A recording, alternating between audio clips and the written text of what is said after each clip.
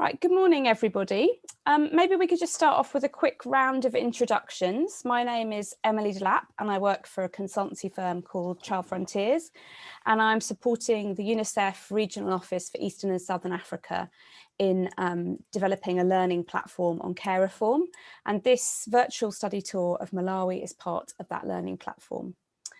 Mala, would you like to introduce yourself?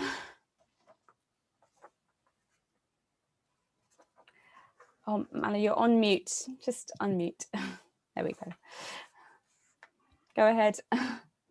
My name is Mala Maona. I work as a child protection specialist in UNICEF, and I also head the our child protection section is divided into two systems and services. I head the services unit where alternative care issues are managed over.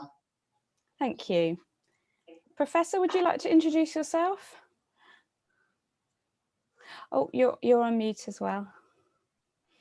I'm Alistair Montali. I work for the Center for Social Research of the University of Malawi, and that between 2015 and 2018, I worked very closely with the Ministry of Gender, looking at reintegration. Thank you. Thank you. And Miriam, could you introduce yourself?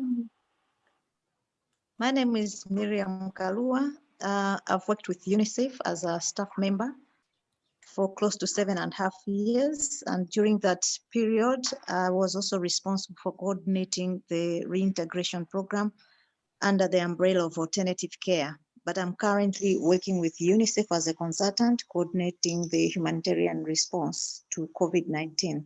Thank you. Fantastic, thanks so much. Mala, perhaps we can start with you with just a few questions to give us a bit of background about care reform in Malawi. Perhaps you can tell us a bit about the situation at the moment. Do you have an idea about how many children are in foster care, how many children are in residential care, perhaps how many children are looked after by their extended families in Malawi?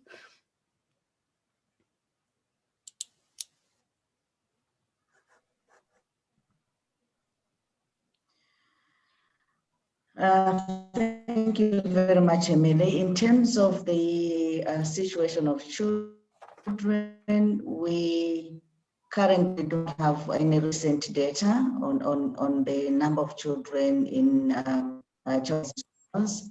The data we have is we had 8,049. The number of children in foster care as well as in kinship care is not yet known. We don't have data on that. However, from this month, Malawi Human Rights Commission is undertaking a monitoring of all childcare institutions where they are going to give us an updated data on the number of children that are in foster care, but also children that have been reintegrated following the COVID-19 and what has been done after they were integrated. Over. Okay, oh, thank you. Could you just tell us a bit more about what happened during COVID-19 and why children were being reintegrated? That would be really useful. Following the declaration of COVID-19 in March 2020, government came up with measures to prevent the spread of the virus. And the measures included decongesting facilities or institutions that had or were hosting a large number of people, prisons, childcare institutions, schools, amongst others. As a result of that, the Ministry of Gender came up with a guideline where childcare institutions were advised to reintegrate children, of course, following all measures to make sure that the children reintegrated were not going to face further problems, and that measures should have been put in place to make sure that once reintegrated, there should be close monitoring and follow-up of those children, of course, still following the COVID-19 preventive measures. So, however, we noted that since that directive was made, we haven't had a formal report in terms of how the children that were integrated due to COVID-19 are faring. And this is why we have, UNICEF has funded Malawi Human Rights Commission, of course, with the concurrence of the ministry, to make sure that we understand the situation of these children, but also get more recent data on the number of children in childcare institutions. Over. Thank you so much. That's really helpful background. So could you perhaps tell us a bit about what you think have been the key areas of progress and some of the key challenges in relation to childcare reform in Malawi over recent years? I will start. My colleagues, Professor Muntali and possibly Miriam will come in to join. In terms of the reintegration program, I can proudly say we made significant strides between 2015 to 2018. And these included the actual reintegration of children from childcare institutions, which saw a reduction in the number of children that were in childcare institutions. And then we also, and this was attributed to the reintegration program, which UNICEF supported the Ministry of Gender, and then also the closure of childcare institutions. There was also increased awareness of the general public on the need for family care as opposed to childcare, to raising or putting children in childcare institutions. We also, this is also the time that we saw some kind of formalized, well-coordinated monitoring of children in childcare institutions. But also there was development of some policy documents to be used during reintegration of children, for example, pre-placement, placement, and post-placement, just to mention a few. There was also, and all this work was possible with the support that UNICEF provided to the government through the engagement of a competent international firm, which worked with the government of Malawi, and also the engagement of the local consultant, Professor Alista Muntali, who also was part of this reintegration program. So capacitating the government and its partners in the area of reintegration. I will leave the capacity building component to my colleague Miriam to talk about that.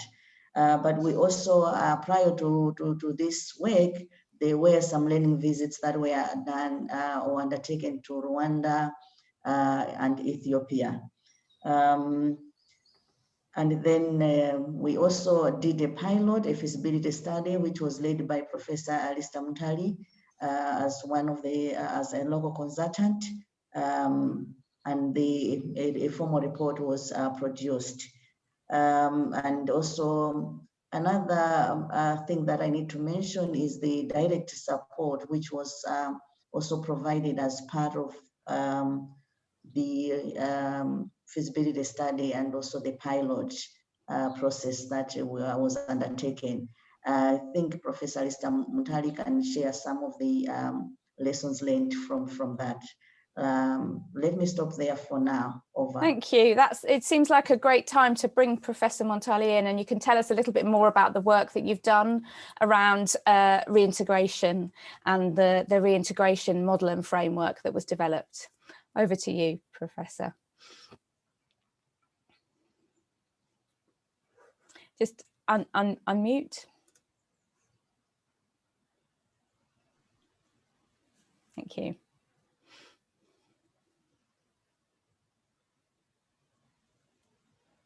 All right. Mara has talked about the reintegration framework, which was developed much earlier in 2014 to guide the process of reintegration in this country. And this framework emphasized on the community-based family care. Now, where we developed the reintegration framework, there was a need to test whether this framework can work or not.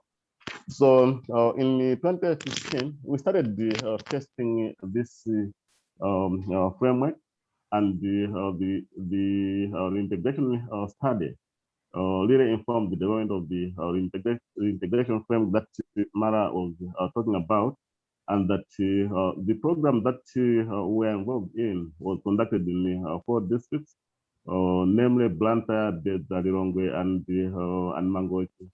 And that if you look at the integration framework itself, it had the 5 steps. One, it was to do with the assessment. Step 2 was preparing the child, family, and the community for reintegration. And step 3 was the reintegration itself. And step 4 was post reintegration follow-up, and the exit strategy, step number 5. So the feasibility study that we did really looked at following the 5 steps that were proposed in the integration framework. And in these 4 districts where we were implementing the study, we implemented a number of activities in conjunction with the district social welfare office with support from UNICEF. I can just give you a few examples of the activities that were conducted in these districts. One, we tried to create awareness among the community members about the importance of children being brought up in their families and within the wider community, instead of being brought up in institutions. Secondly, we tried to discuss with management of institutions for them to try and implement reintegration activities in line with the existing government policies and legislation, including the international conventions to which Malawi is a party. We trained CCI, we trained institutional caregivers in case management or family assessment to facilitate quality integration of children with their families. And then after this, we try to trace and assess families of students in institutions, just to determine whether they had the capacity to take back their children from the institutions. After this assessment, we also tried to provide direct support to households of students who have been reintegrated, if those households required the external support. So UNICEF provided direct support to such households, and that after capacitating them, would then reintegrate children into their families, and that after that, we tried to monitor how the children were faring. So all these activities were aimed at ensuring that the communities were aware, and that they would be open to getting their children back from the institutions, and that Mala has talked about the alternative care for children in this country. But unfortunately, foster care, while it is important, we have not explored in details the use of foster care in this country. The study that we did showed that foster care, adoption are not all that common. If you look at all the children that live in institutions in this country, you will find that about 70% of them have surviving adults, have either their fathers or their mothers alive, or their grandparents out there who can take care of them. Mm. When we started implementing this study, and we went through all the 5 stages of the reintegration framework, after conducting all the activities that I've shared with you, we came up with the a reintegration model, and that we felt that the reintegration should take place in 4 phases. And this model has 4 phases. One, we look at admission. Secondly, we look at pre-placement. We look at the placement of the child in the target household, and that we also look at post-placement activities. And there are quite a number of activities that were being implemented at each phase of the proposed reintegration model. And this is the model that is currently being used by the ministry and other stakeholders in order to reintegrate children. So I can just talk about one phase. Then if there's time, I can talk about other phases as well. When we talk about pre-placement, we are saying that can we identify our children in the institutions? We can use the files that are there. We discuss with the managers of the institutions. We look at the age and the sex of the child. Do they have parents or extended families? Where does that child really come from? And why is the child living in the institution? Why did they leave their homes? And we try to create awareness about advantages of growing up in the home. So this is something that we tried to do at the beginning of this process. After that, under pre-placement, we also have family tracing and the assessment, where we use the information from the institution and the child to really trace the parents and other guardians and verify whether that family is indeed the one that is responsible for that child. We also look at the comprehensive assessment of the household itself. We create awareness about the importance of the child growing up in that household, and we also try to assess what is it that led the child to leave the family home. And we tell them that it's important that we should visit the institution where the child is, and also that the child should visit the parents or the relatives. And that we are also aware that some of the children don't have any parents, that some children have their original names changed by the institutions. That's the problem that the program is facing, because some of the names of the children are changed. We went to one institution where we found that all the names of the children had been changed, and it was a bit difficult to trace where these children come from, and that some of the institutions do not allow their children to visit their homes. So this was quite useful for us to identify what is happening in the institution, and also what is happening in the homes where these children were coming from.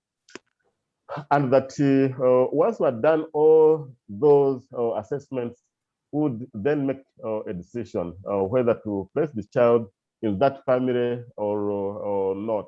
So if conditions allowed, or if it was suitable for the child to be reintegrated, then the child could be reintegrated. And potential guardians would spend some time at the institution for bonding purposes just before the reintegration. We made several visits to institutions in the target districts, and in one or two cases, we indeed found that the parents of that child or the relatives of that child had visited the institution and spent an amount of time there trying to bond with the child. I have to mention that we initially identified only one potential target household, but after coming back from Ethiopia, we learned that in that country, they identified more than one potential household, so that if one household failed, then the child can be transferred to another household to avoid the child going back to the community. And this is why we are saying that there's need for the orientation of guardians on issues such as the child rights and the giving them the necessary parenting skills. So this is what we were doing. And I just want to mention that for successful reintegration, we identified quite a number of factors. We felt that there's need for political will accompanied by public declaration that government will scale down or close institutions. I think this is an important factor that can promote reintegration in this country. This has happened in countries like Rwanda, and we feel that maybe government should also make this public declaration. And the other factors that can contribute to successful reintegration include the sensitization of the communities themselves, of the institutions, and of the children in these institutions. They have to know that it is not good for them to grow in institutions. And also the willingness of the child to be integrated, the willingness of parents to accept their children or relatives, and that if there's already a reintegration program in the institution, I think it's quite good. We found a few institutions that already had a integration program, and when we went there, it was not difficult to convince them to embark on this program. And I think Miriam will talk about staffing. We need an adequate number of staff, both in the institution as well as in the at this level, the office of the district social welfare officer. We need an economic empowerment program, because some of the target households are quite poor and they need to be economically empowered, and that is an issue. CCIs provide education. Parents don't pay anything. Therefore, the provision of school materials and school fees, as we did in this program, can be quite useful. We need an adequate preparation period and the adequate funding for the program itself. And one thing that we also found quite useful is the development and implementation of the bylaws themselves. So once the child is reintegrated, there is now the post-placement follow-up, where we feel that these children need to be followed up in order to determine whether they are assimilating well in their new homes. And there are quite a number of things that we were monitoring at the time, like the health of the child, himself or herself. Are they able to access health services? Is food available in the home? What are the issues? What about shelter? How adequate and good is it? Are there any cases of abuse and exploitation? We also looked at the relationships with the guardians and the access to education. So what I can say is that when we try to implement the model that we developed, we managed to reintegrate about 300 children, and that we continued monitoring these children, with an exception of one or two cases that we found in Mizrongwe. Otherwise, the rest of the children were doing quite well. And we really felt that the integration model itself should be linear, starting with the institution and ending with the child being reintegrated. And if we follow this process, there's no need for the child to be taken back to the institution. And when you look at this model, we have 4 very clear phases with very clear activities at each phase. We feel that we need to make available the alternative care options for children, to remind stakeholders that foster care and adoptions are other alternatives. So they shouldn't be kept in the institution really, but let's explore foster care as well as adoption. This adoption should really be local adoption, not international. We learned this, for example, from Ethiopia, where they were encouraging local adoption. And in this country, we can also try to advocate local adoption. I think there are a lot of strength. So the model itself is quite good because it takes into consideration the different factors which contribute to successful reintegration, and we should not involve community leaders. For this to succeed, if we create, bylaws on this, we need to involve our community leaders, and we also need to create awareness at all levels. So I can say that the model itself has proved to be quite successful, and that we managed to reintegrate approximately 300 children between 2015 and 2018. Thank you. Thank you so much. That was a really fantastic explanation of the model, and also a very clear demonstration of the importance of following through those different steps in order for reintegration to be successful. And we've just got a few minutes left, and I just wanted to ask Miriam now, if you could tell us a bit about some of the work that you did to strengthen the workforce in Malawi so that they could support this reintegration process. Thank you. Yeah, thank you very much. Thanks to Alista too for the elaborate framework. After the government had developed the reintegration framework, and after testing it, I think there were a number of challenges that were noted in the process that had to ask most of the partners, the UNICEF and the ministry, to go back to the drawing board to understand why we're not succeeding in the process. The model, we're using the general or the regular case management framework. So we noted some of the children were going back into institutions. We also noted, after visiting some of the children that had already been reintegrated, there were challenges in terms of adapting to the family setting, also adapting maybe to the livelihood, the care, the nurturing that the family would support.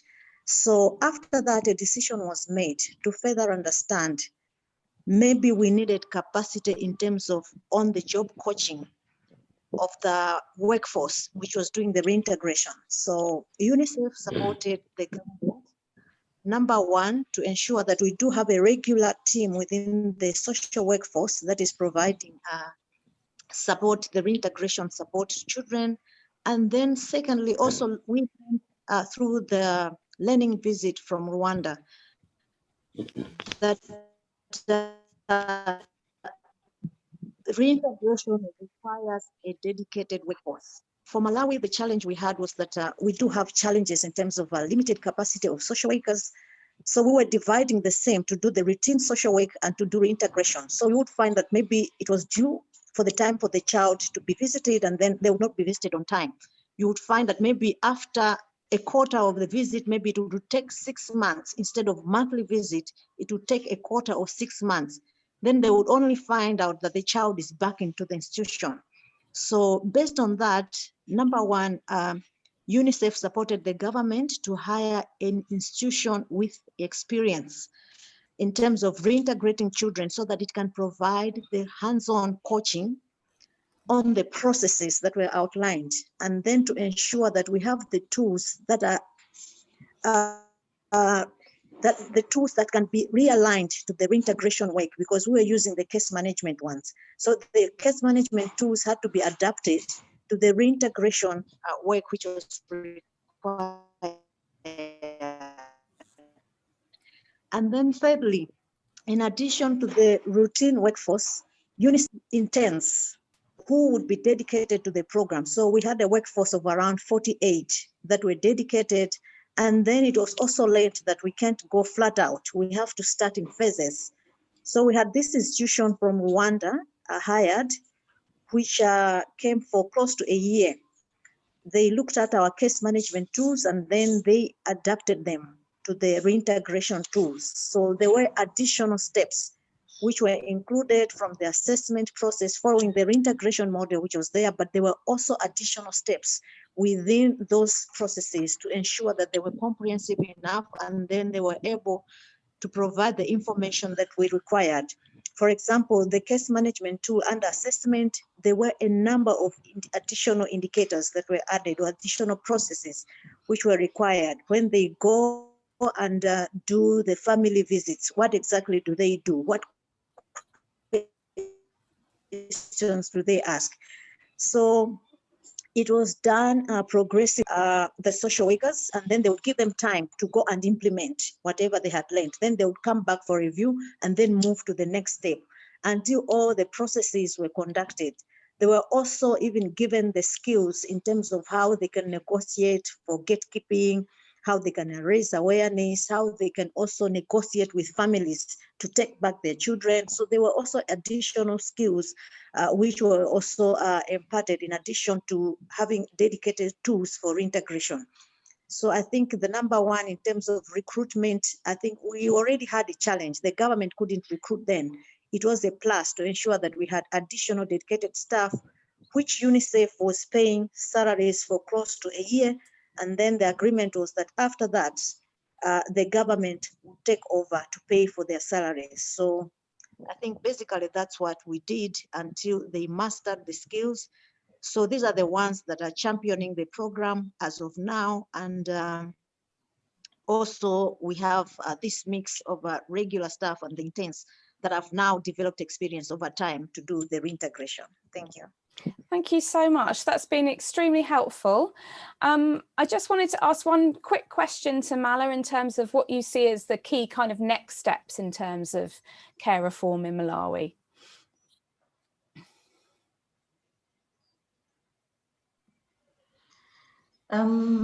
Thank you very much. I think the first step is for government to come up with a clear stand on childcare institutions. Are we closing the tap?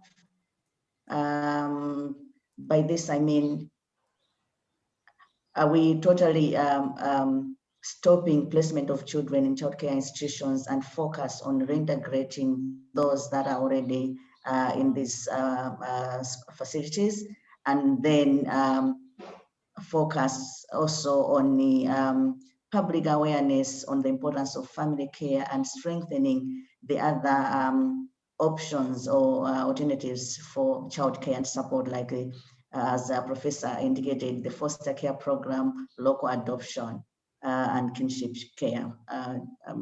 Yeah.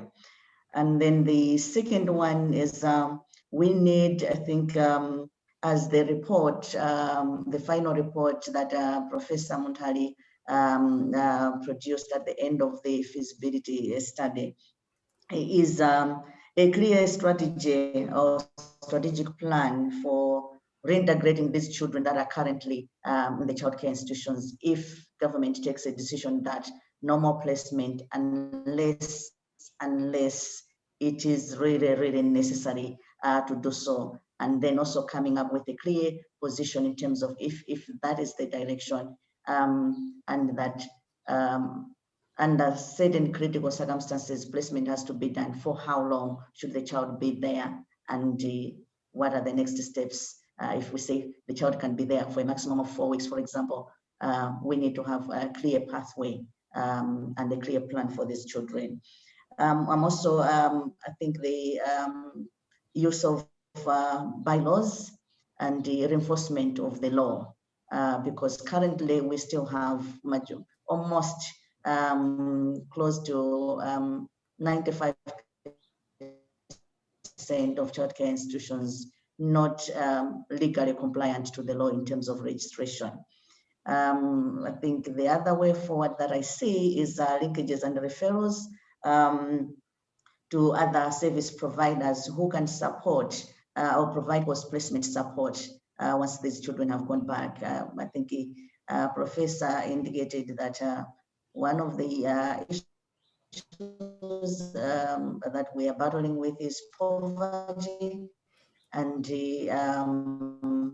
when these children have been placed back with children, but there are also instances where external support is required, especially, I'll give an example where placement has been done in a household that is headed by an elderly.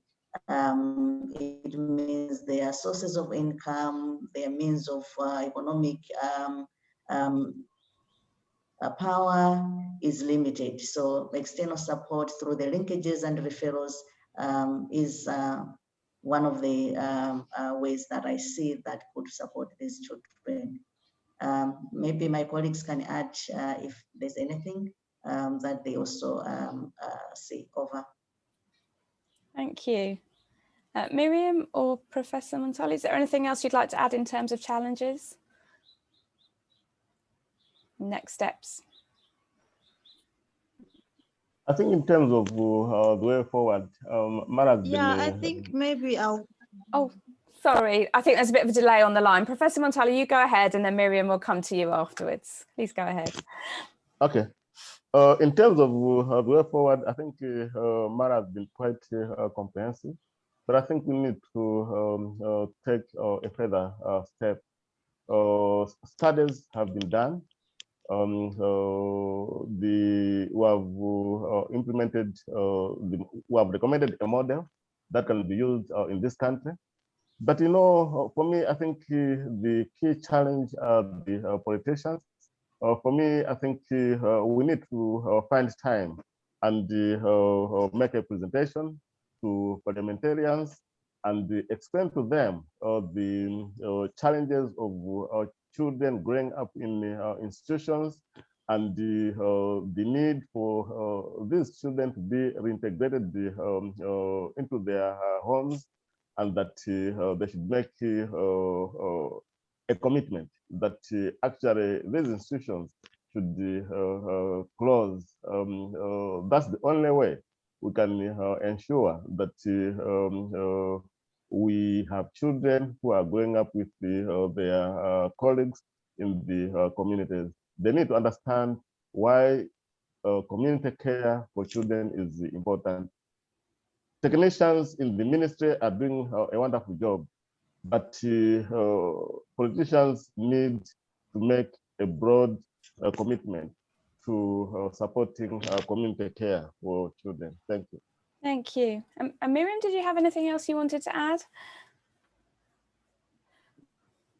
Yeah, I think in addition to what Mala and Alista have said, the issue of political will becomes very critical, so that you also know in terms of where the resources should be reinvested.